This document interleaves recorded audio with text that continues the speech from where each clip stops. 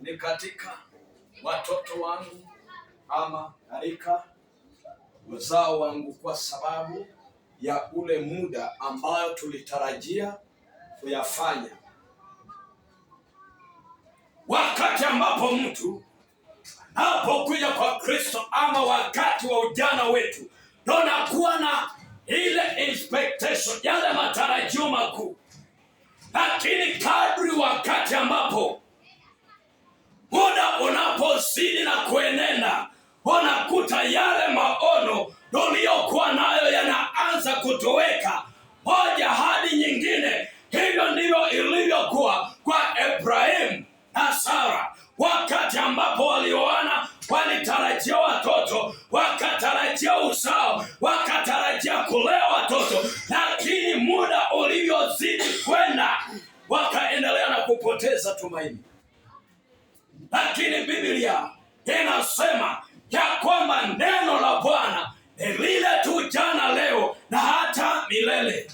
Kwa hivyo halibadiliki. Vile Mungu alivyosema tu ya kwamba Ibrahimu, kupitia kwako, ya kwamba uzao wako utakuwa kama mchanga wa bahari. Neno la Bwana lilisalia tu hivyo, lakini Ibrahimu akaanza kubadili na Sara mawazo yake.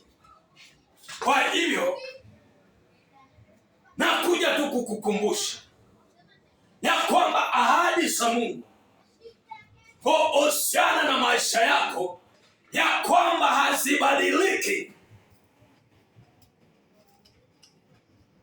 Biblia inasema ya kwamba Mungu anatizama neno lake ili akapate kulitimiza.